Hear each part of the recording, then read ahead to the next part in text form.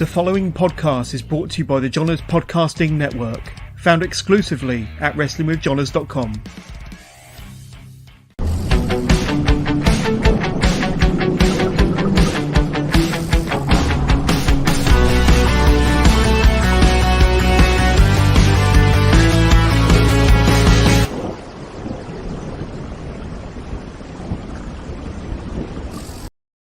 Good afternoon, happy Halloween. Welcome to the latest live episode of Wrestling with Johners, episode 213, part of the Johners Podcasting Network, of course, and I'm delighted today to be joined by El Capitan Leyton Buzzard, the current PCW Cruiserweight Champion. How are you doing, sir?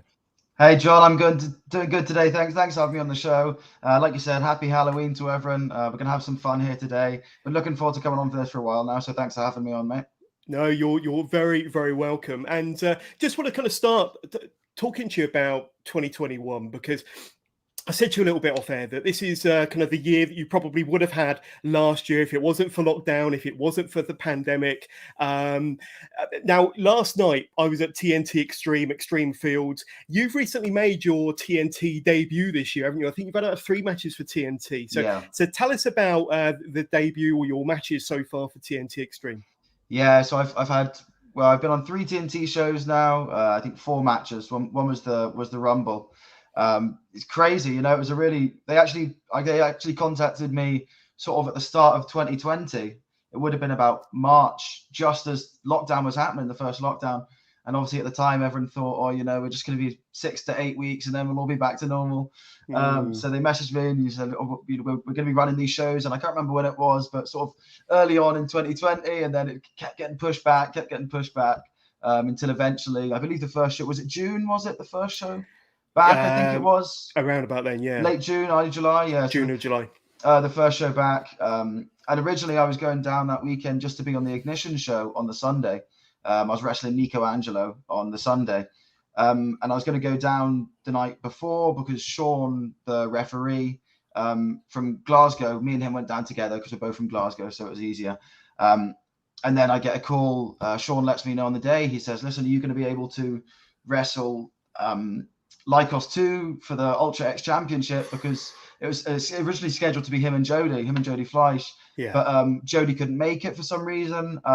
So they said, because I was already going to be down there with Sean, they were like, hey, do you want to wrestle Lycos 2 for the Ultra X Championship? And it was the first live show back for TNT. The crowd was hot, you know. This is the first time people have been to a wrestling show in like 18 months, you know. So it was really crazy. Just an amazing atmosphere. And to be wrestling, you know, for the championship, my first match for the company, for the Ultra X Championship against Lycos 2, who's been, you know, one of the best performers, you know, around the country, especially, you know, the last couple of years. So it was a really cool match to have, especially for my first match. I felt like the crowd really enjoyed it. You know, everyone at TNT enjoyed it. So I was really happy with the match, and just a great atmosphere to be in, especially with the fans, because that was my first show back in front of fans at all. Wow. So obviously I'd been wrestling for ICW, but all the ICW tapings were closed door. So this was my first match back in front of any fans. And it was, you know, I think it was about 150, 200. I can't remember the capacity because it was the venue was cut down capacity wise at the time because we were just sort of coming out of lockdown and there was still some restrictions on, I think, sort of capacity. But it was you know, it was as many people as they were legally allowed to fit in there. So it was an amazing atmosphere to wrestle in front of the fans again. And then I didn't get the win that night, but you know, I walked out feeling like a winner. And then the next day, I got to wrestle Nico Angelo. You know, both these are first-time matchups as well. Guys that I've watched like on the British wrestling scene for the last couple of years and seen, you know, these are some of the, you know, the best guys at the moment coming through. So 2 first-time matchups. I wrestled Nico Angelo the next day on Ignition. Got my first win in Ignition. We had a match I was really happy with as well. You know, one of my favorite matches this year probably. And then, yeah, it was a great weekend. I came away from that feeling great. And then I went back down to the next show, and that was the Ignition Rumble show, which was brilliant. I had a first-time match up against a man like Darius, another guy that I've been watching, you know, someone that I really enjoyed to watch. It was great to get in there with him. Yeah, there we go. That was great. I thought it opened up the show. I thought the fans were really into it. You know, it was a really, really fun match. And then later on, I went in to be in the I won that match too. So, you know, I take undefeated in Ignition singles matches. And then I went on to wrestle in the Ignition Rumble as well, which was a great fun. I ended up being in the final 2. It was me. Foolishly, I thought I won the match. I thought I'd thrown Cam Solis over the top, but somehow he hung on. I took my eyes off the prize for 1 second. I paid for it, and he flung me out. But to get into the final 2, especially, it was my second show, third show for TNT, and to open up the show and to then be in the final 2 for the Ignition Rumble as well. It was a really cool moment, and then I've been away since then. I've just been sort of, replanning, figuring out what the game plan is next. But I'll definitely be back down to TNT next year. I've been speaking with the guys that run it, so I'm definitely going to be back down again next year with a new game plan, new way to get to the top. That's awesome. That really, really is awesome. And I just want to kind of focus on ICW for a little bit, because once again, 2021. You've had a phenomenal run with ICW. You've got a featured performer, many main event shows, and of course it's featured on the WWE Network. But that 60-minute Iron Man match that you had with Andy Wilde, phenomenal match. Tell us about that, because tell us the build up to that and the match itself, and trying to do a 60-minute Iron Man match with no fans, with no crowd reaction, with nothing to feed off of. It must be I don't know, difficult, or but tell us about that match and how it went down for you. Man, yeah, that was definitely, I would say, the biggest physical and mental test I've ever had in my career. And that's really what I saw it was as a test. When the idea for this match got suggested, it was one of those matches that you hear about when you're younger, you dream about, and you just think it's never something you'd be able to do. So when the idea was thrown out there to do the 60-minute Ironman match, I felt like I had an obligation to do so, because my goal into wrestling is to be the best wrestler in the world. That's what I want to be someday. So I felt like I had to test myself to see if I could do this match. It's such a special match, because you look back at the history of this match and all the people that have competed in it. It really is like a who's who of the greatest wrestlers of all time. Shawn Michaels and Bret Hart and Triple H and The Rock and all Brock Lesnar, Kurt Angle, like all these amazing names who have managed to wrestle for 60 minutes straight. And it sounds so crazy when you say it in your head. Yeah. But when I heard about it, I couldn't say no. I knew that I had to prove to myself and prove to everyone else that I'm the real deal. And I figured, a good way to do that is to wrestle for 60 minutes, because I feel that's something that, a lot of people would be scared of or would be worried about. And I was scared and I was worried, but I did it and I was so happy with it. And I couldn't ask to be in there with anyone better than Andy Wilde as well. Like one of the best wrestlers in the UK today, hands down. Finally getting his shot down, getting to see him down at NXT UK, which is for any of the workers, especially, like Andy Wilde's got so much respect from everyone up and down the country. So to see him get that opportunity that he deserves, it was amazing. So, and to be in there with him in that match, I couldn't have asked for a better opponent. We're both so happy with how it went down and how it came out. And, we got through it, and it's a moment I'll sort of remember forever. It's not something you're going to forget, wrestling for 60 minutes. Yeah, I mean, it's certainly one of their matches that you're going to remember forever, that you can tick off your bucket list and say, I've done one of those. But I'm guessing the next time you do a 60-minute Ironman match, you're going to want to do it in front of fans and get that crowd reaction. Yeah, sure. That's what a lot of people said. Like, people said, wow, that's amazing, you wrestled a 60-minute Ironman match. But then what they say is it's even more, amazing, so you did in front of no fans. And it was crazy. It was crazy to just wrestle me, Andy, the cameraman, the producers backstage. That really was it. So, when you think of wrestling a 60-minute Iron match, it's man match is not what you think, and it's wrestling in front of no fans. But I think we made it work as best we can. Definitely. And I saw it as even more of a challenge that we were doing it in front of no fans. So it was just something else that I could, 100%. Another challenge that I could set for myself. But yeah, definitely in the future, if I ever get the opportunity to do another one, it would definitely be in front of fans, because I feel like it would be a different experience. Just turning my phone on silent. Sorry. It was just one of those ones where I just came out of it feeling so proud of myself that I'd accomplished something amazing. But I would love the opportunity to do it again, but in front of fans. Most definitely. And I just want to say to any of my viewers or listeners at home, you want to send any questions to El Capitan Leyton Buzzard, you can do. Send us your questions and we'll do our very best to answer every single question live on air. Just put up the banner there. So send us your questions and we'll do our best to answer all the questions. But You also got the opportunity to wrestle Doug Williams this year. Once again, at the Asylum, no fans, unfortunately, but for ICW, and it's on the WWE Network if you want to go and check that one out. But tell us about wrestling a legend like Doug. It must have been an amazing thrill for you, a great opportunity, and a great learning experience as well. Yeah. Yeah, I mean, it was a crazy experience. It was actually Doug's first match back. It was, yeah. At the time, I think it was 18 months, maybe a bit longer, because I remember Doug, he just announced his retirement shortly before lockdown. So it was even a bit before that. But yeah, I heard he was coming back out of retirement. Obviously, I'd seen on his social media and stuff. And then I got this message out of the blue from ICW, and it was for like to come in, and they were like, "Can you come in and wrestle Doug Williams on this day?" And I was like, "Yeah." You're not going to say no, are you? No. But no, when I saw that he's coming out of retirement, you think, wow, that's amazing. And then a couple of days later, you get a message and it's like, you're going to be the first person he wrestles coming out of retirement. So that was cool. And just like I said, on such a crazy year already to get that one, to be his first match back. We had the match. He was happy with it. I was happy with it. So just to be able to be his first match and to be able to deliver in his first match back was a real honor to be in there with him. It's one of those ones you dream about. You can't talk about legends of British wrestling without talking about Doug Williams. He did it. He's done it all. So it was amazing to do that match. And in the preparation up to it, I was going on YouTube and watching matches and just getting lost in Doug Williams' career, going back and watching matches with him and AJ Styles for the like X Division title and stuff. Yeah. It was really, really crazy, like watching that, surreal, and thinking, in a couple of weeks' time, I'm going to be wrestling this guy in a cold warehouse in front of no one.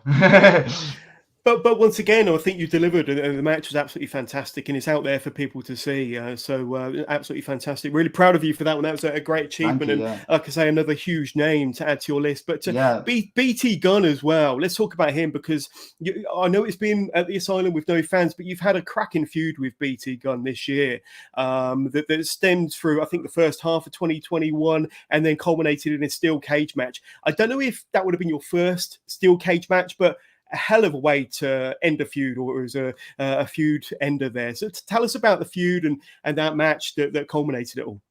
Yeah, the feud was unreal. So that was really my first proper feud back from when ICW came back. So once we started the tapings, we did the Lionheart League tournament, and it was BT Gunn I was wrestling in the quarterfinals, and it was him that put me out. He ended up to go on to not win the tournament as well. So we're both out of the tournament, and from there, it was only natural that we sort of both went into this program together.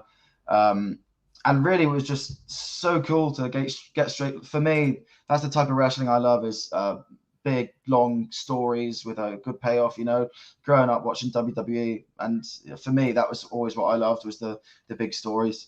So to get sunk right back into a story with like BT Gunn, of all people, like one of, if not the most iconic performers in ICW history. Yeah. That was really cool. So we got the opportunity to wrestle 3 matches together, and all 3 of them are 3 of my favorite matches I've had, all in different ways. Like if you go back and watch them, each and every match is completely different, and it's got something completely different to offer. And BT Gunn's probably, I'd say, maybe my favorite person to work in the ring with, because I just feel like we have this chemistry when every time we step in the ring, we just give it our all, and it always ends up being, one of our favorite matches. So we had the 3 singles matches, and then it was getting personal. So the last big match we had was ICW Bard. It was this show we did. It was all steel cage matches, in the middle of lockdown, and it was the sort of culmination of this story that me and BT Gunn have going for the last 3-4 months or so. So to get that payoff that was definitely felt worthy to the feuds was really cool. And you said if I'd been in a steel cage match before, I hadn't. So that was my first steel cage match I'd ever been in, and it was in front of no fans. So that was another one of these crazy sort of tests, this crazy thing which you would never think of, wrestling in a steel cage with no one there. But it was amazing, and growing up, some of my favorite matches were steel cage matches. So that was another one, like a sort of bucket list thing when you're a kid. Like you never think you're going to grow up and actually get to be in a steel cage match, and to be in there with, one of my favorite opponents just made it that much more special. And another one, really happy with the match. And I think, like I said, with the other 3 matches as well, it offers something completely different. You can go back and watch any of those 4 matches we had, and every match is a completely different match. So it's a feud that I'm really proud of. obviously the whole feud was in front of no fans. We've actually never wrestled each other in ICW one-on-one with the fans there. Really? Wow. Yeah, only in like multi-man settings. There's been Yeah. like a couple of 8-man tags, but we've never had that one-on-one match in front of fans. So I definitely think down the line it's something we'll come back to, because I think we've got even more to offer. It's got to happen, isn't it? It's with the fans happen. that are in attendance too. Yeah. Absolutely, but where'd you go after a steel cage match? That's the question. Where's going to be the next step from there? Exactly. But before we carry on, Layton, I've got to throw out a quick shout out to our sponsors of the podcast and of the network, 1310 Apparel.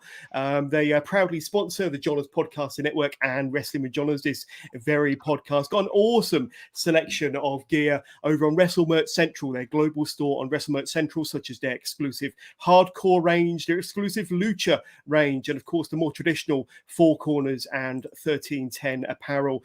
They sponsor some of the biggest and best names on the UK scene, Heidi Katrina, for example, Chris Ridgway, and you can take advantage of our deal with 1310.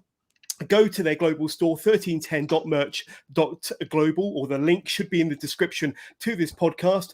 Go to their Wrestle Merch Central store, and at checkout, use the discount code 1310WMC to get yourself 10% discount at checkout. So that's 1310.merch.global, and take advantage of our fantastic offer with 1310 Apparel, and it's 1310WMC is the code at checkout. So take advantage of that. But Layton, it's back to us, and Wrestle Carnival is another company that you had your debut with this year. Of course, the fantastic Gary Ward and his new promotion. I think they're about 3 shows in now. They've got their 4th one in a couple of weeks' time. But you were there for, I think it was Carnival of Honor, their 2nd show back in September, against your former mentor, Joe Hendry. Tell us about that, because it probably wasn't the same Joe Hendry that you wrestled a couple of years ago, say. A different mentality, different physique, different type of Joe Hendry to what I've ever seen, and probably a different Joe Hendry to what you've ever stepped into the ring with. Yeah, 100%. But also goes the other way. It was a completely different Layton Buzzard that Joe Hendry was stepping in the ring with. Very true. I think we'd both evolved so much in those 2 years since the first match. It was a really cool match to have sort of down the line, to see how much we've both come along as performers. But yeah, a really special match for me. It was great to work with Gary. I really respected what he did before lockdown with like WrestleGate, when he was running those shows. I remember thinking they looked amazing. So when he announced that Wrestle Carnival was getting the up and come, and I got to be a part of that, it was great. Obviously, Jamie Kennedy, one of the commentators for that, he put my name forward on a podcast. I think they asked him, who would you want to see in Wrestle Carnival? And he said Layton Buzzard was one of the people he saw. And obviously with Joe as well, it helps a lot that sort of Joe's a friend of mine. We've been through a lot in wrestling as well. So to get down there and work with him on that show, we've been friends, we've been enemies, we've been partners. So it was great to come back full circle to that match. So different from the first match as well, because the first match we had was like this culmination of a 2-year storyline. Whereas this match, a lot of the Wrestle Carnival fans, this is going to be their first time seeing Layton Buzzard versus Joe Hendry. So it was more of like a, just an exhibition match. So it was definitely a different type of match, but both 2 matches I'm really proud of. And yeah, stepping in there with Joe, he was a different animal the second time. Especially just he was on a different level. He really elevated so much as a performer in those 2 years to really be one of the the elite performers in this country. And he's done I challenge you to find anyone in the UK scene at the moment who's done more than Joe Hendry has in the last few years. He's had a really, really crazy career and done just about everything. But the second match was cool as well, because what a lot of people don't know is that Joe's the first match me and Joe had at Shug's house party was his last match before he announced that he was signed by Ring of Honor. So that was his last sort of independent match. And then it was within a few days after that, it was announced that Joe had signed with Ring of Honor. And then this match was Joe's first match back in 18 months or whatever. So now with Ring of Honor, and it was like a sort of Ring of Honor affiliated show. Obviously, the match went up on Ring of Honor week by week. So to be like Joe's last match before he went to Ring of Honor, and then Joe's first match back with Ring of Honor, it was really cool. A really cool moment. That's a great full circle moment, isn't it? Really, especially with someone that you're so close to as well. It really was, and it was great to show sort of a new bunch of fans what Joe Hendry and Leyton Buzzard can do together. And, you know, that was only match 2. So definitely down the roads, we're both hoping we're going to, you know, get that trilogy. You know, first one was ICW, second was Wrestle, Carnival. You know, maybe the third one will be somewhere else. We'll have to see. But it's definitely just put a pin in it for now. You know, it's not finished. We're definitely going to see Leyton Buzzard, Joe Hendry again. That's awesome. We're going to circle back to Joe Hendry a little bit later on, but I want to take you right back, Layton, and talk about your fandom, your wrestling fandom. When did pro wrestling first come into your life? Can you remember? Yeah. I remember the first time I ever watched wrestling. It was on a Saturday morning. I would have been about 5 or 6 years old. It was when SmackDown was on Sky One. And I just came downstairs. I was watching TV, and I remember wrestling came on, and my brother, I think he watched it a bit. And it was the first time I've ever seen it. I was amazed. I was like, what is this? And I remember the first match I ever watched, it was a Undertaker match. It was a squash match. I don't know who it was against. He beat this guy in a couple of minutes, but he came down, his entrance, and I just watched it, thinking this is unreal. And I remember my brother said to me, he said, that's the Undertaker. And he said, no one ever beats the Undertaker. And that was what hooked me. I remember from then I'd watch every week because I wanted to see, you know, if anyone would beat the Undertaker. Because, you know, when you hear that, you take things so literally when you're a kid. So I remember thinking, wow, no one beats this guy, the Undertaker. And that was my sort of first introduction to wrestling. And then I really got into it through like the video games as well. I think when it went off Sky One, the only wrestling I could watch was the sort of on Sunday or Saturday, you'd have like This Week in WWE, you know, the sort of catch-up show. So I'd watch that, and I'd watch clips on YouTube. But the games as well, every year I'd get the games. I was like, I'd get it for my Christmas or whatever. So that was sort of my first introduction to wrestling. Just ever since then, I always stayed a fan through watching it on TV, and watching it. YouTube was just coming a thing as well. So I'd watch old matches on YouTube and stuff. Yeah. And were you a fan of any live shows? Did you go and see indie wrestling, or was you aware of indie wrestling back there? But what I'm trying to get to is what was the kind of catalyst for you eventually finding that spark and that inspiration to become a wrestler yourself? Was it watching pro wrestling, or was there a match or a moment in particular that stands out? Right. Yeah. Well, there's so many things that sort of made me, you know, ever since I was a kid, it was something I wanted to do.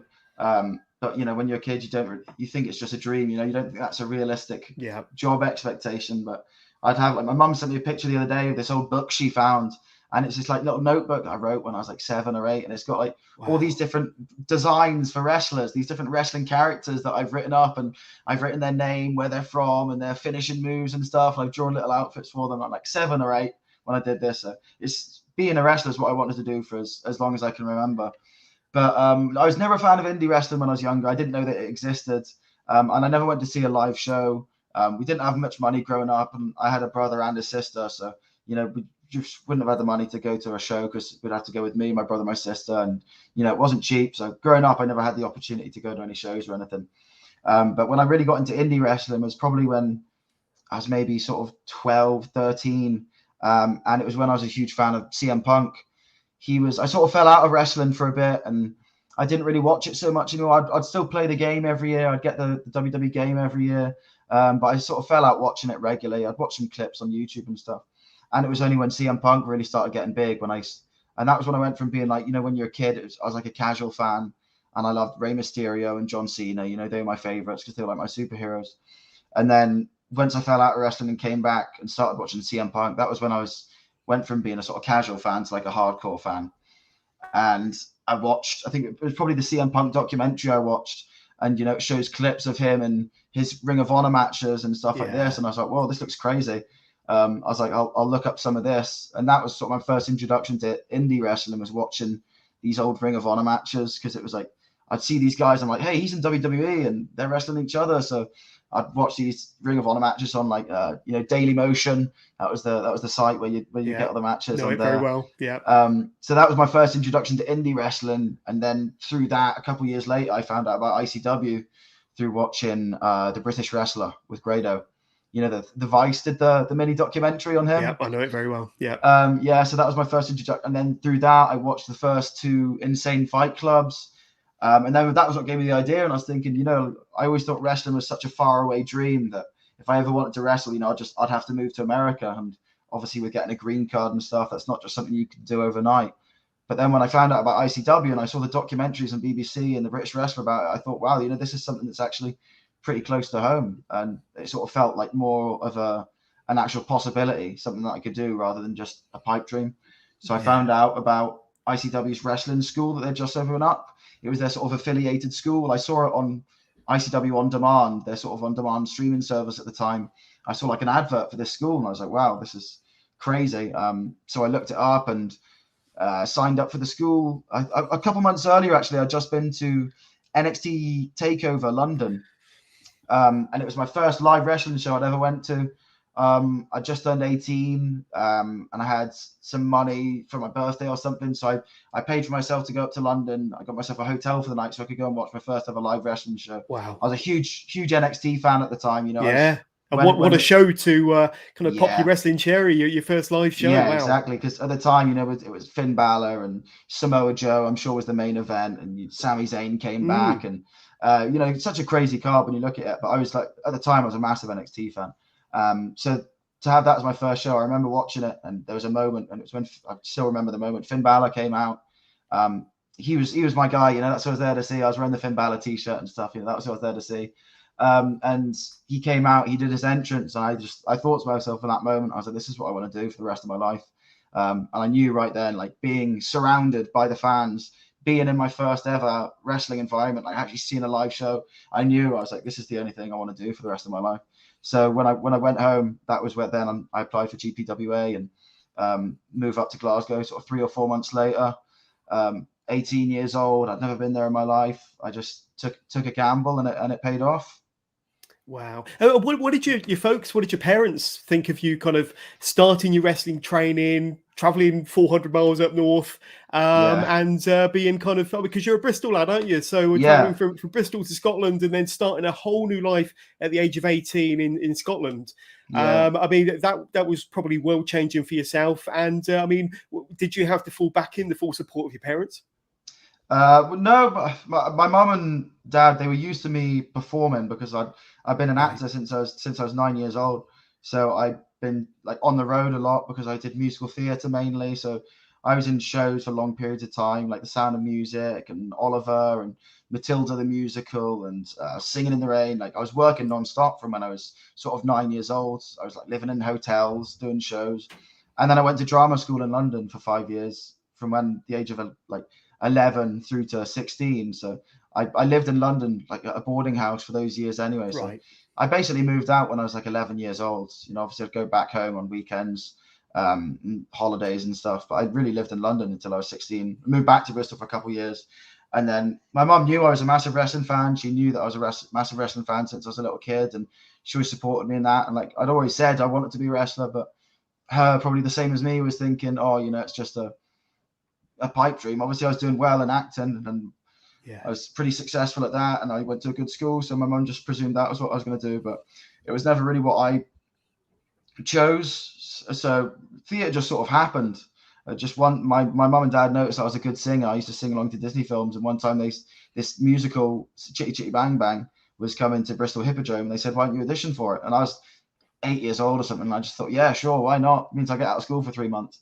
And I did it, and I ended up getting the main part, and then I just sort of carried on working from there. I was Jeremy, one of the two kids, and I carried on working from there. But it was, like I said, I loved doing it, but it wasn't really something I chose. It was just sort of something that happened.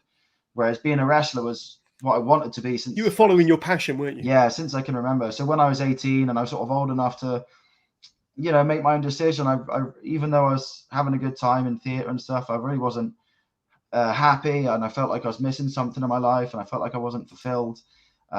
So I knew that, you know, wrestling was just sort of consuming my life at that point. It was just everything to me. So I just knew that that's what I had to do. But my mum's and my dad, you know, both been so supportive my whole life, and there was, you know, never even any conversation of, you know, why are you doing this? As soon as I told my mum, it was, you know, that's amazing. And she was so happy because she knew how much wrestling meant to me, and she was just, you know, buzzing that I was going to do what I wanted to do. And because, you know, like I said, I moved out when I was like 11 years old, so she was used to me living away. I'd lived away for most of my childhood, but they couldn't have been more supportive. And they've come up to see me wrestle, and they both love it. It's different to theatre, but it's also very similar. So I couldn't have two more supportive parents. And how did you take to the training? I mean, obviously wrestling and taking your first bumps and hitting the ropes is different to performing on stage with the physical aspect. Did you adapt to the physical side of things and certainly your training right away, or did it take a little bit of time?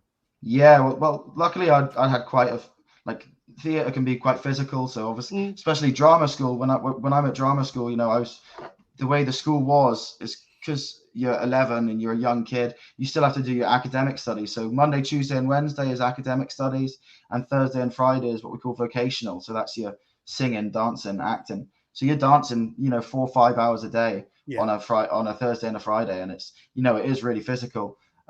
So luckily the fitness sort of was there, but obviously I was a lot smaller.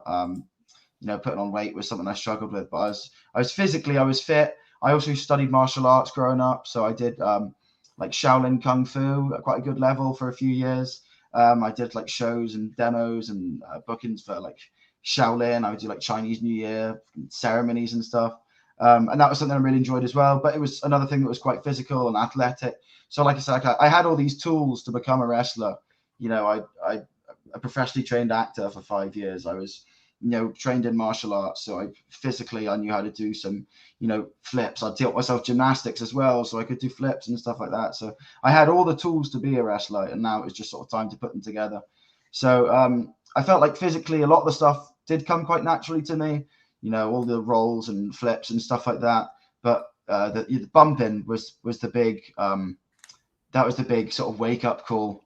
Because you watch it on the TV and you see the guys and you think they make it look so easy. Yeah. But really, when you actually get into the ring for the first time and you take that first bump, it's really different to what you imagine it would be. You know, it sucks, especially the first one when your body's never been through that before. I remember the first one I ever took. I bumped back and I smacked my head on the canvas and I felt like I had a concussion. You know, like my head was ringing for the whole session, and it nearly scared me off. But I figured, you know, hopefully I'll get better with time. So I just stuck at it. But, you know, it was a big learning curve because, you know, like I said, I had all these tools that sort of helped, but nothing actually compares to getting in a ring and bumping about and hitting the ropes. You know, that's something that can't be taught.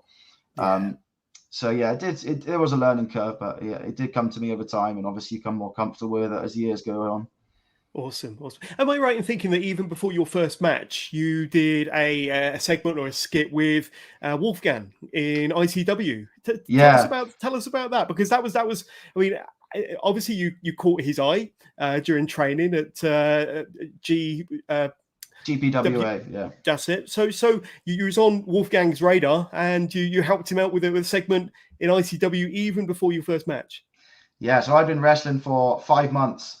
Funny, it's actually 5 years this month. It was October of 2016, so 5 years this month. And I had my first ever professional wrestling match on a Sunday. It was a Sunday afternoon show. Someone pulled out like last minute, a few days before, and the training school said to me, like, "We think you're ready. You know, do you want to do it?" And I was like, I didn't feel ready, but I was like, yeah, I'm not going to turn it down. Obviously, I'm not going to say no. I was like, if they think I'm ready, then, you know, I trust them more than I trust me. So I did the match. It was all right. You know, I wasn't happy with it. I beat myself up about it. But then after the match, Wolfgang, who I was sort of, you know, I was pally with in training, and we'd joke around, and I'd always say to him, I'd be like, oh, you know, because he was ICW champion at the time. Yeah. And I was like, if you ever need someone to beat up, let me know. And he after the show, he said to me, like, we're doing this segment next week in ICW, and, you know, I think Dallas wants to have you involved in this segment. And I was like, wow, this is crazy. I just had my first ever professional wrestling match, and then the next weekend I'm on ICW. Mind blowing. Because he was in a feud with Trent Seven. And Trent Seven wasn't on that show, so they wanted to do something to keep the feud going. So basically, I came out dressed as Trent Seven. But, you know, at the time, I weighed, I was really, really tiny, so I probably weighed like less than 60 kilograms. I was like a really, really tiny guy, 18 years old, whatever, and came out dressed as Trent Seven, and basically forfeited the match and said, "Oh, I'm not wrestling the match at Fear and Loathing, you know, I'm pulling out." And then Wolfgang, you know, leathered me, beat me up. But I was never once in my life have I been beaten up and, you know, trying to hold back a smile whilst it's happening, because it was just such a surreal moment to that was what I moved up to Glasgow to do, was to work for ICW. So to be wrestling for them, well, not wrestling, but doing a segment for them and being involved in the company so soon after I moved up here, and it was on the build up to the biggest show in independent history at the time, with 7,000 people at the Hydro. So it was really, really crazy moment to be a part of, especially at such a young age. Oh, absolutely, absolutely. And you must have caught the eye of the people backstage, because I think very, very early on in your career, you had your first match for ICW. And I think it was a tag match against Ashton Smith and Rampage Brown as your opponents. How does that happen so early on in your career? That's just mind-blowing. I mean, well, I stayed in contact with Dallas and the guys that ran ICW because I lived in Glasgow. I'd lived there full time. And GPWA were obviously doing the ring crew for ICW. So I was at shows and I was helping out and stuff. And I was sort of around the guys, but I wasn't on the show. So I was always sort of on their radar. And I think they were happy with that first segment. And, the fans enjoyed it. And Wolfgang was happy with it. And Rudo was happy with it. He was in the segment as well. And then maybe 4 or 5 months later, they were doing a tour. It was in February or March. They got in contact with me and they're like, can you come on tour with us? Because we need you to do this match, this tag match in Leeds. It was POD, Personification of Destruction. It was Rampage and Ashton. I think it was their first match as a team in ICW. Yeah. It was just an enhancement match, but I couldn't believe it. Here it was. I'm getting my first match for ICW, and it's against like 2 of the best guys in Britain as well. So it was crazy. I went down, I did the match. It wasn't a close one, I'll tell you that. I went in and I got absolutely leathered off. You were there for a purpose, weren't you? There to do a job, all I cared about was doing that purpose well, and that was just surreal to me. I didn't care what the match was. I just cared that I was wrestling in a match for ICW. This is what I moved up here to do, and now I'm doing it, and especially on tour as well. It was such a crazy atmosphere to be in. It was great. And Rampage and Ashton, 2 such great guys, and whenever I see them now, I see Ashton now, he'll go, I still owe you one, mate. They're great guys, and it was great to be in there with them for my first match ever with ICW. Yeah, and circling back to Joe Hendry, when did Joe first come into your life? When did Joe first come into your professional wrestling career? Yeah, so I did a couple of like odd bits and bobs after that. Couple of enhancement matches. I was a priest at a big wedding we did in ICW. We did a wedding segment, and I was a priest in that. I did a couple of odd bits and bobs here. And then they got in contact with me, I think it was September of that year, saying we're doing this thing in Newcastle where Joe Hendry he's done this promo where he's like having people apply to be his intern. And it was cool. He did this actual thing where he actually set up an email address and told people to send in their applications to be his intern. And it was funny because he showed me some of them, like fans are actually sending in their why they should be Joe Hendry's intern and stuff. It was a really cool sort of angle. And then, I got the call maybe, I think a week before the show, 2 weeks before the show. And they were like, how we're doing it is we're going to do this sort of match. And the winner of it gets to be Joe Hendry's intern.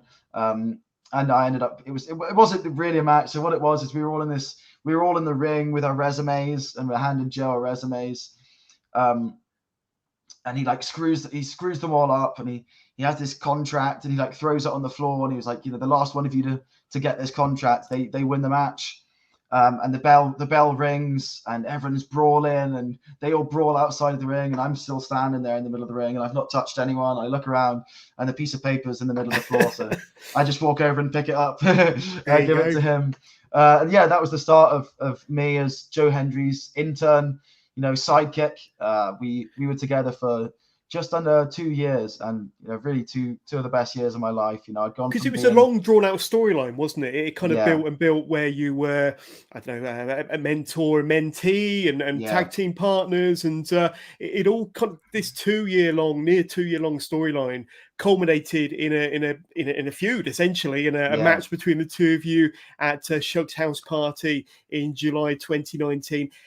Because that's an incredible build. I don't know whether it's ever intended to be a 2 year build to this blow-off match, but obviously you must have realized somewhere down the line that there was money in this and that there was a story that you could build.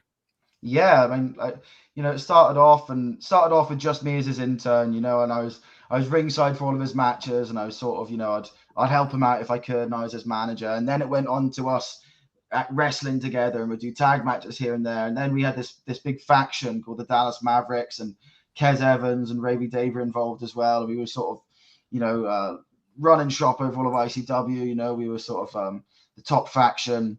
And then that's when the cracks started showing. But all along, we had this interesting dynamic growing where, Joe really was hated in ICW at the time. So whenever he came out, everyone would boo Joe. But the crowd kept leaning more towards me. So he'd come out and they'd boo Joe, but then I'd come out and, they'd cheer for me. Like I did when Joe was away doing the Commonwealth Games in Australia, I did this segment. It was Layton Buzzard live in concert. And I sung this song for Joe on my ukulele. And it was the first time I'd ever done a segment without Joe there. It was just me by myself. And it ended up going over crazy with the fans. So I came out dressed as Elias. Elias was sort of at his peak at the time with the whole, when he was coming out and singing the songs.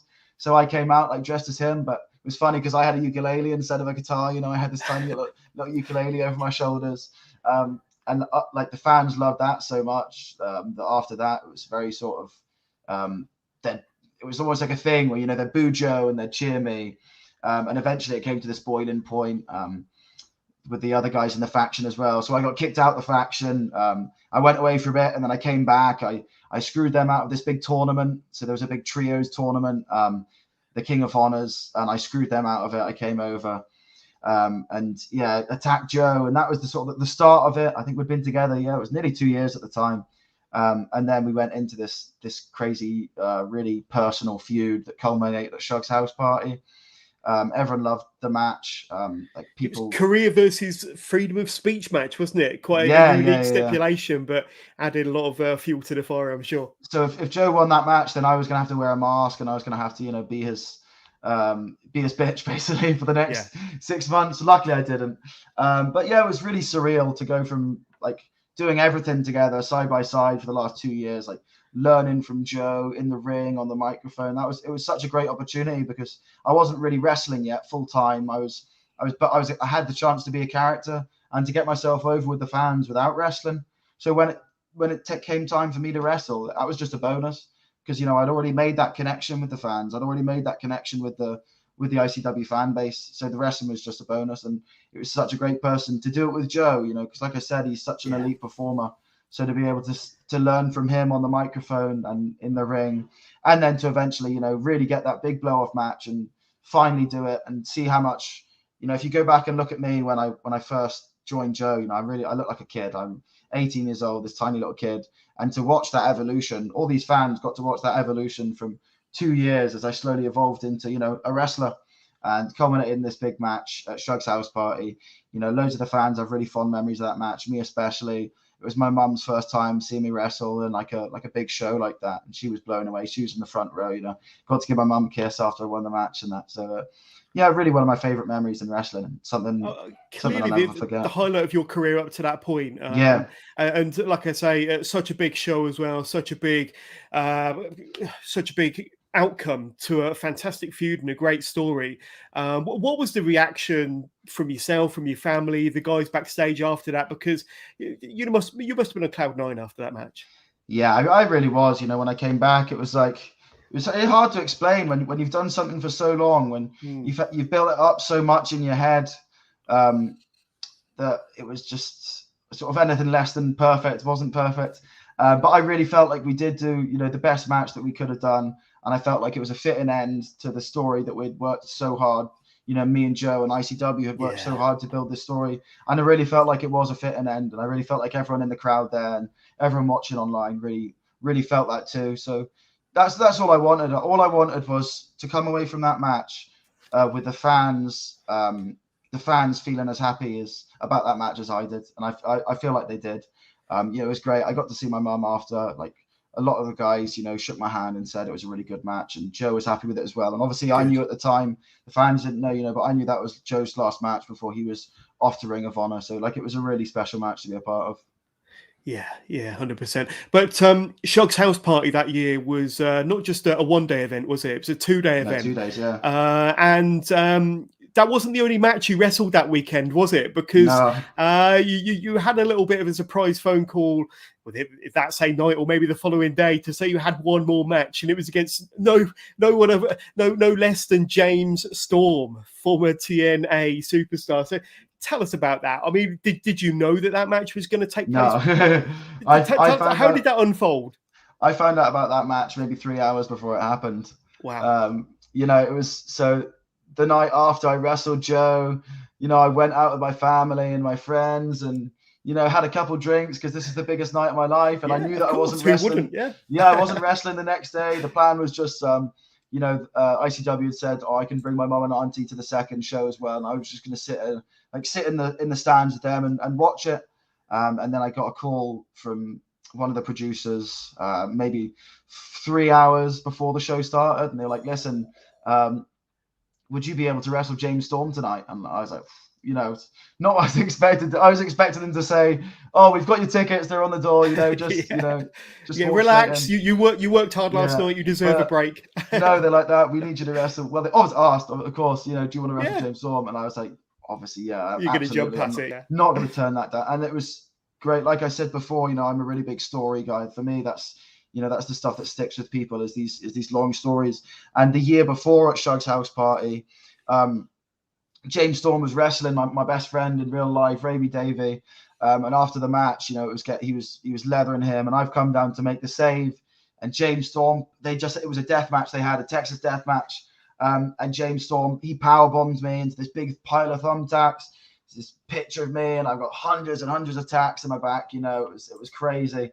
And then a year later at Shug's house party, the same event, I find out that I'm going to be wrestling him on that show. So it was another one of those. I've had a few of these moments in my career which have worked out perfect, and this was really one of them, where it was like a year later on the same show, I've gone from getting powerbombed onto the tacks to now wrestling him one-on-one in a marquee match. Originally, it was supposed to be Grado, but Grado at the time, he was on the pantomime, and he took a really bad injury on his leg. His leg was bust open. He turns up to the show, and his leg was cut open. He had this big gash on it. So, he couldn't wrestle, which obviously he was gutted about. But that's when they said, well, it makes the most sense to put me in there because of the story we had last year. So it'd be a great callback. Grado ended up getting involved in the match. He helped me get the win. He came out at the end after James Storm was mocking him. Grado came out, made the save. I got the big win, the 450, 1, 2, 3.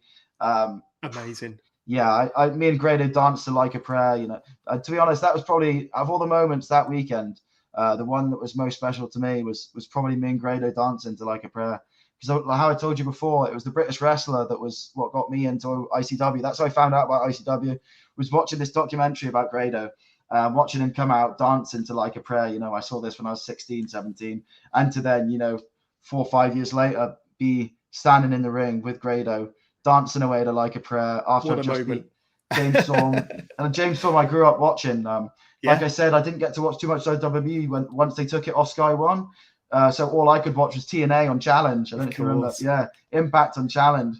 So watching like James Storm, America's Most Wanted and stuff, to then TNA World Heavyweight Champion, to then be wrestling him, was such a surreal moment. What a weekend! And yeah, just the cherry on top of just one of the best weekends of my life, professionally and personally. It really was, just something you can only dream about. It was amazing. Yeah. Am I right in thinking that you had the opportunity to work with Lionheart on a couple of occasions, probably that same year, 2019, or maybe it was, I think, once for Wrestle Experience Scotland, and then you teamed with him the following year for SWA. So how were those experiences to work with and perform with Lionheart? Yeah, I mean, Lionheart was a coach, but he was also a friend of mine as well. Yeah. Obviously I'd known him from when I moved up to ICW, and I was moved up to Glasgow. I was 18 years old. Yeah, there we are. There, it's one of my favorite pictures. And when I moved up, I was only I was a young kid. I was 18, and I looked so young. So the coaches did take a liking to me. I think they felt they had a responsibility to look after this kid had moved up to Glasgow. And yeah, we got to wrestle. I think me and Lionheart wrestled 3 times 2 singles matches we had for WXS for at the time it was GPWA, and once for SWA we had this tag match. One thing I'm gutted about is that none of these matches were filmed. So I've not got any footage of me and them wrestling, which sucks. But I'll always remember them, and I've got the pictures, and yeah, it was cool to be in there with him and all the matches we had together. Like we really enjoyed all of them. The first match we ever had, actually, I'd only been wrestling, not long at the time, and I won the match. It was like my first big win that I ever got. So that was really cool to be in there with him. And then that tag match, the picture you just put up was, we just had such a laugh, and we had such a good time together, and so did the crowd. So yeah, it was always a pleasure to get in there with them. Gutted we never got to have, a big match in ICW. But yeah, just the times we did get to work together, it was a lot of fun.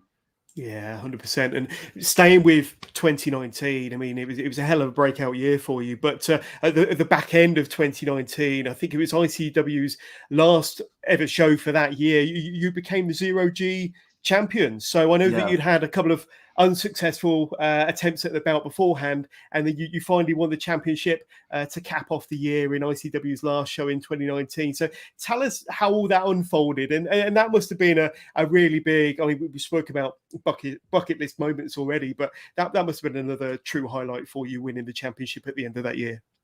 Yeah, I mean, when I moved up to Glasgow, I've always been someone who set myself sort of, short-term goals. Yeah. So, well, not short-term, but that was when I moved up to Glasgow. The one goal I really had was to be Zero-G champion. That was the style of wrestling that I liked, and a lot of the matches that I'd seen that got me interested in ICW, matches like Kenny Williams and Noam Dar. It was all the Mark Coffey and Fergal Devitt, Finn Balor. These were like all the Zero-G championship matches that I thought were just amazing. So yeah, I wrestled Liam Thompson in the main event of the first ever Gonzo show at the Asylum. We wrestled for like over 30 minutes. And I was unsuccessful. I didn't win my first time. And then, it was the last show of the year for ICW, and I wrestled twice in one night.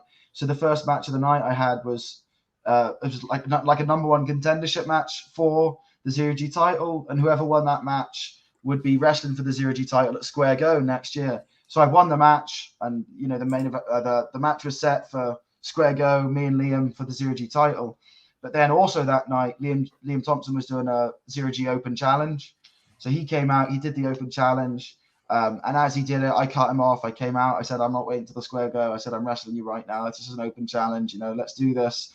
The crowd were hot. It was crazy. The last show of the year it's always a great one as well, because Fear and Loathing's done. It's just the last show of the year. Everyone's having a good time. It's December. It's sort of Christmas season. The last show of the year is always a lot of fun.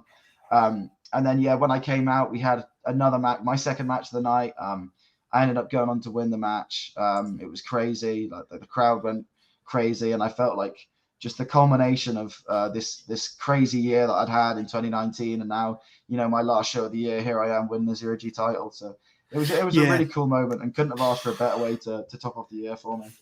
Absolutely fantastic. And you actually got an opportunity to defend your title against, some might say, the face of the Zero-G title, Kenny Williams himself. And like I say, I think he's multiple-time champion of that belt. And you got a chance to defend your title successfully, I have to add, against Kenny. That must have been a thrill for you as well.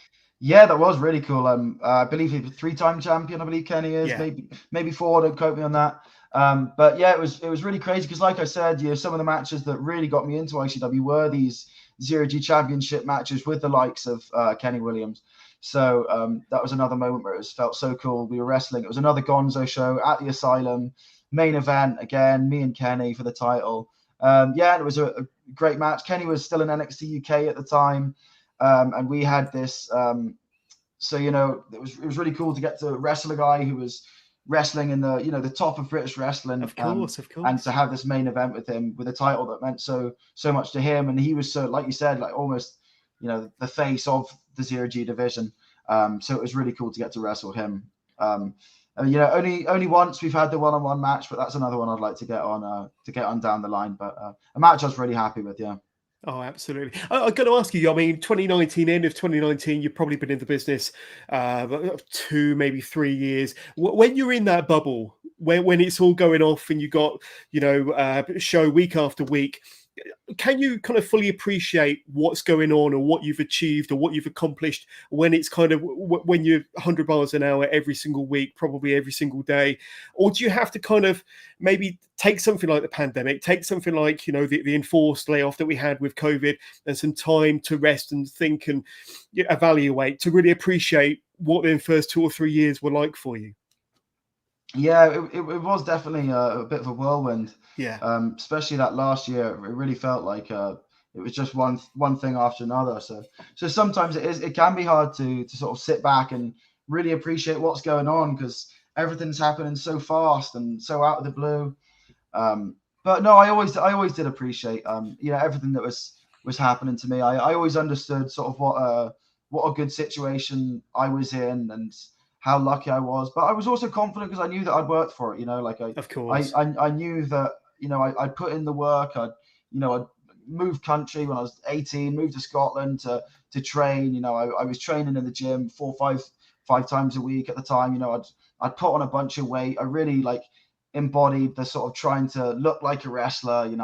I got the tan, I got the abs, I got the blonde hair. I was doing everything I could to better myself all the time. So I appreciated everything that was happening to me, and I was so grateful and so grateful to be in such a good position. But also, I felt like I did deserve it, because I was working for it.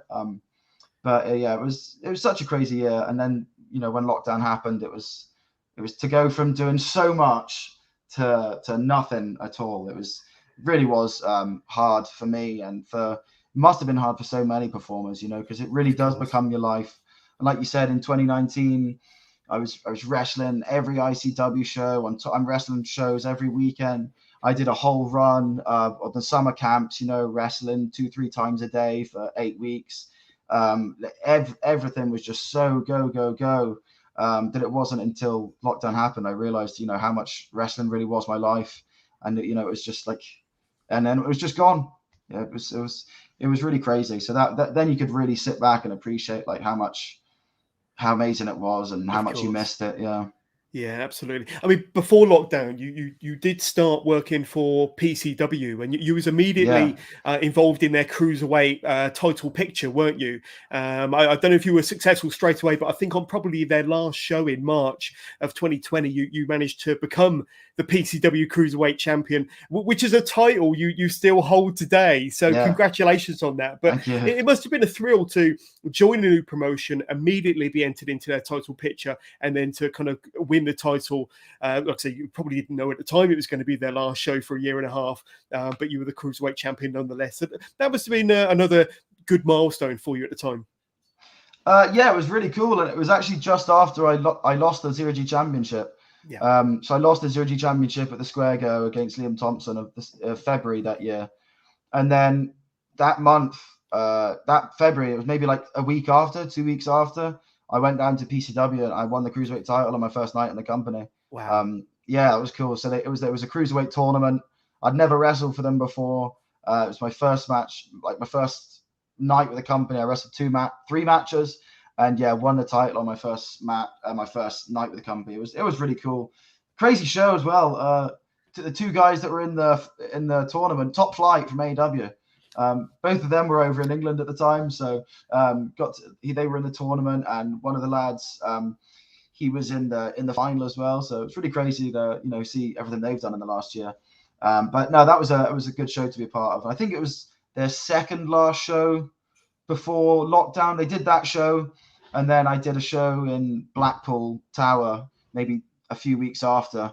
And then we really went into lockdown sort of a week after that. So I only got the opportunity to wrestle for them sort of twice. I won the title, and then, we're in lockdown, and I've not even defended the title once. And but since the shows have come back now, I've got to wrestle a few guys and defend the title and sort of cement my place as the Cruiserweight Champion. So that's been good to sort of actually wrestle for it now.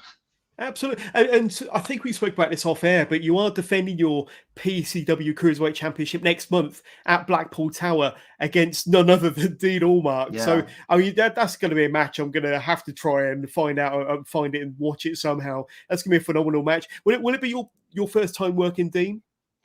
Yeah, it will be. Yeah, so my first time wrestling with the title on the line as well. With the title on the line, like I've had an opportunity to wrestle a few guys with the title now. Like I just had a series of matches with Philip Michael. He's a really great wrestler coming through. Definitely really underrated. I really enjoyed the 2 matches we had together. So I'm looking forward to seeing more of him on the scene. Philip Michael, yeah. And then obviously I've got the match of Dean coming up at Blackpool Tower. First time matchup. It's for the championship. Obviously Dean's held before. And it's at Blackpool Tower, which is one of my favorite venues to wrestle in. It's such a beautiful, historic venue. And just when you're walking around backstage, it just feels so crazy to be a part of. And to have such a good match on that show, I can't wait for it. Like I've had really been blessed to wrestle some of the top guys in this country this year. So I got to wrestle Doug Williams. I got to wrestle Martin Kirby. Jack just went up on the WWE Network yesterday from the last Fight Club, me versus Martin Kirby in a first-time matchup, and now getting to wrestle Dean Allmark as well. You know, it's like I'm really getting to wrestle, you know, the legends of this country that are still active today. So it's a real blessing, and I'm really looking forward to the match. And yeah, I hope you get to see it too. I'm sure it'll be on PCW On Demand. I'm sure they've got an on-demand streaming service. But I want to touch upon your character now, Layton, El Capitan. So enlighten my listeners and viewers on your gimmick, on your character. When did the kind of pirate captain gimmick first come about, and how has it evolved since them early days? Yeah, well, so I started doing it. Started off as the captain. You know, I came out at Shug's dressed with the long coat and the hat and the mask. I just wanted to do something sort of epic and something different for my entrance. I'm a huge fan of Japanese wrestling and draw a lot of my inspiration from there. And I was always a big fan, you know, growing up in theatre, of the big outfits and the extravagant outfits, the eccentric, all this. So I really took inspiration from a lot of Japanese wrestlers who have these sort of over the top entrance gears and entrance outfits. And it started off as that and a nickname, and then it's evolved to, you know, what obviously at the time I was a baby face, and now it's really evolved. And you know, I'm not a literal pirate anymore. You know, it's more of a it can be interpreted as what you want, but I see it as me. I'm El Capitan. I'm the captain. I see myself as a leader, especially throughout the pandemic. You know, I was definitely the head of the ship for ICW, and I was sort of leading the forefront of myself, guys like me and Kez Evans, you know, really sort of leading the forefront of this new generation coming through. So I wanted to keep the name El Capitan and switch it up a bit, but you know, that's what it is. You know, that's what I see myself as. And yeah, it's going to keep evolving this character. And I hope everyone's been enjoying it so far, but not so much the literal pirate anymore. You know, the old hat and the mask are in the closet. Yeah, no, it's really cool. But it's an awesome kind of gimmick, an awesome nickname. But I want to ask you, we've spoken a lot about ICW, and of course they're on the WWE Network, or Peacock if you're watching this over in the States. But what was your first kind of thoughts when you saw yourself on the WWE Network? Growing up a huge WWE fan, your first show was a WWE NXT show in London, Takeover London, of course, and then seeing you and all of your recent stuff on the WWE Network. When you first saw yourself on the WWE Network, that must have been mind-blowing. That must have been awesome for you. Yeah, it really was surreal. You know, I'd heard about this partnership with WWE that was sort of coming through, and you know, you hear about it, but it's one of those ones, you know, you really have to see it to believe it. And when we got the message from ICW and they said, you know, from next week our shows are going to be going up on WWE Network, it started off with obviously shows that they'd already ran, sort of like I think a couple of the Shug's house parties went up, and sort of different shows from here and there. And then, you know, we get told we're going to be doing live tapings. They're going to be broadcast on the WWE Network every week. It was just surreal to see your face on that WWE Network page. And obviously I've had the opportunity to be in quite a few main events over the past year. So to see, like, when an episode, I'll be scrolling through Instagram and I'll like WWE's page, and it's like, oh, streaming today on the WWE Network, and it's a picture of my face, you know, with WWE Network underneath it. And, you know, it's crazy, and it really is the stuff you dream about. But obviously I'm just so blessed to have had this opportunity throughout lockdown to be able to showcase my abilities and carry on to better myself as a performer without the fans there. Because obviously I know how much of a struggle it was for so many so many guys I've spoke to, so many wrestlers and friends over the last 18 months I've spoke to who, didn't get to wrestle for 18 months at all. I'm wrestling guys on shows and I'm like, oh, when was your last match? And they're saying last March or last February. Guys haven't had a chance to wrestle at all. So blessed that I was in such a good position that I have been able to wrestle throughout lockdown, albeit with no fans. But I actually didn't mind it. No fans. I've been an actor since I was 9 years old, so I was used to sort of working in a studio setting. It grew on me. I actually quite enjoyed wrestling in front of no fans. Obviously, it can't compare to wrestling having with that, the fans. having that atmosphere. That's what wrestling is. I think the fans are as much a part of the show as the performers are, as everyone backstage is. Like the fans are as much of a part of the show as everyone else is. But yeah, it was still amazing to wrestle even in front of no fans. 100%. We're winding down now. We're coming towards the end of this interview, Layton, but we've got a fan question that came in earlier on from a Kieran Reed, and Kieran asks, what's your biggest career highlight so far, and what are your future goals in the industry? Oh man, there's so many highlights. It was hard to pinpoint one. I think definitely the match that first weekend, that Shug's weekend, where I got to wrestle Joe and James Storm. That was a really crazy weekend. But recently, like a personal highlight, I'd probably say the 60-minute Ironman match, just because I think for myself it was such a challenge. And when I moved up to Glasgow as this little 18-year-old kid, I really was a kid. It wasn't something I thought I'd ever be able to even comprehend doing, like such a crazy physical test. And I trained so hard for that. From the moment I heard that match was happening, every day, 7 days a week, I was in the gym, twice a day, 3 hours. I'm counting every single calorie I'm tracking. You can ask my girlfriend. She wasn't too happy because she hardly saw me for 2 months because it was consuming me. I was so focused on giving the best match I possibly could. And then to see the reaction to it online, I had guys from NXT UK and I'm getting tagged in tweets from guys saying like what an achievement this is, and like huge props to both the guys in the match. So to have that validation from the fans and from some of the elite workers around this country, it was really cool. So for me personally, I'd probably say it doesn't get much bigger than that, and very few people have the opportunity in their career to wrestle a match like that, a 60-minute Ironman match. So I'd say for me, that's the biggest career highlight personally. Whether or not that's the biggest moment in my career, I don't know, but as a personal career highlight for sure. And future goals, and future goals in the industry, I just want to keep working as hard as I can, keep getting better as a wrestler, working hard in the gym, working hard at training, just becoming the best wrestler I can be. I want to keep debuting for new promotions. I've got some cool stuff lined up for next year, some international bookings and some more debuts. But yeah, I want to be the best wrestler in the world. Hopefully I want to be world heavyweight champion. That's the goal for me. It has been since I was 5 years old, is to be heavyweight champion of the world. And it always will be. So yeah, that's the future goals for Leyton Buzzard, El Capitan. That's really awesome. But Layton, before we let you go, an opportunity for you to throw out to any of my listeners or viewers your socials. So where can we reach out to you, say hi, get to learn more about El Capitan Leyton Buzzard, and just reach out and learn more about yourself? Yeah, well, luckily I'm the only Leyton Buzzard in the game, so you can catch me on Twitter, Facebook, Instagram, all under Leyton Buzzard.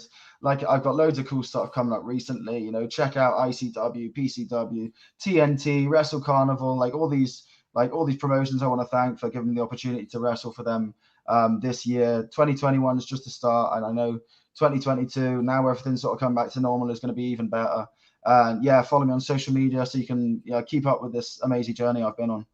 Oh, 100%. But and I understand you're also involved in the ICW world title picture now. So you've had a little bit of a dip in the water with that. So that could be something on the horizon, maybe. Who knows? Definitely on the horizon. I was in a match, but which I didn't win. It ended up being Jackie Polo that won the match. LJ Cleary screwed me out of it. So we'll see what happens down the line. But yeah, definitely that is it's a dream. That's the next dream for me, and it's it's going to happen sooner or later.